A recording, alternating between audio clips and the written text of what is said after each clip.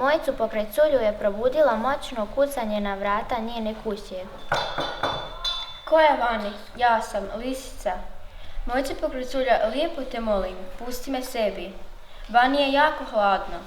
Smrznut ću se ako me ne pustiš unutra, vikala je. Mojcu Pokreculja se nije dala tako brzo govoriti i rekla je: ako nešto znaš, otvorit ću ti, drugačije ne. Šivala sam, odgovorila je lisica. Mojca Pokreculja je pustila u lončić. Legli su i odmah Delujem v projektu, ki se imenuje Izzivi medkulturnega sobivanja.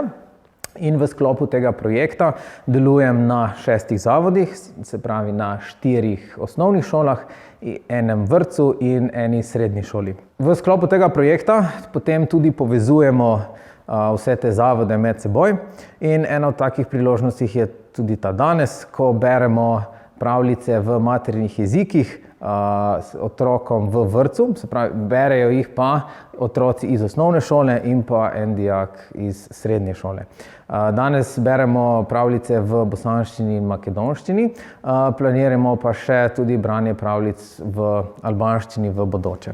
Eden od izzivov, s katerim se srečujemo, je, da recimo otroci pozabljajo svoje materne jezike. Oziroma otroci, ki so prišli tudi nedavno od tega, recimo iz drugih držav, se skoraj da ne spomnijo več abecede svojih jezikov in je takšne stvari vredno ohranjati. Če obvladamo materni jezik, potem se lažje naučimo tudi drugega jezika. In pa vredno je tudi ne samo za njih, ampak vredno je tudi za nas, da tudi skozi to prizmo potem spoznavamo njihovo kulturo, njihove jezike, jih lažje razumemo in potem tudi prilagajamo, ne vem, učne materiale, načine učenja in pač ena velika, bom rekel, tudi priložnost za deljenje znanja eden drugemu. Zecu pa nisu još narasle polomljene prednje noge i zato ima danas prednji par nogu manji od zadnjih. Napred, a ste razumeli bosanski jezik? Ja. Jeste svi sve razumeli? Ja, kdo ni razumel? Nisi razumel. A bi želeli, da preberemo to pravljico še v slovenščini? Ja, da vidimo, katero bolje razumemo. Kome su vsi zadremali, je lisica že zopet stokala in tako dolgo javkala, da je Mojca Pokreculja zopet rekla: naj si gre skuhat kamilico. Iz ene moje knjige smo se izbrali pravljico Mojco Pokreculjo in smo se odločili, da bomo prevedli v bosanski jezik, da lahko otrokom predstavimo bosanski jezik in kako je to zanimivo, da se pač i oni nekaj naučijo.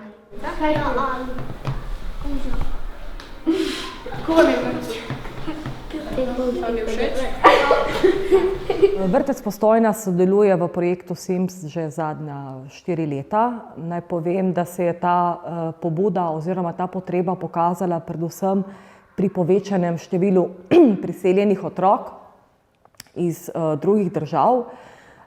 In ta vloga tega multiplikatorja, ki prihaja k nam kot neka dodatna pomoč, je videna predvsem pri teh otrocih, ki se prvič vključujejo v vrtec. Kajti ti otroci se vključujejo v neko novo okolje, njim nepoznano okolje, ob tem trčijo tudi v nerazumevanje, se pravi, ne poznajo slovenskega jezika.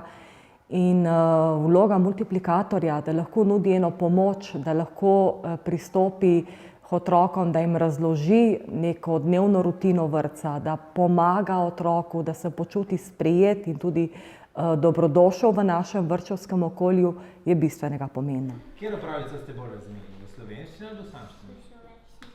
Res? Ja. Ok, enim je bilo lažje v bosanščini, enim pa v slovenščini.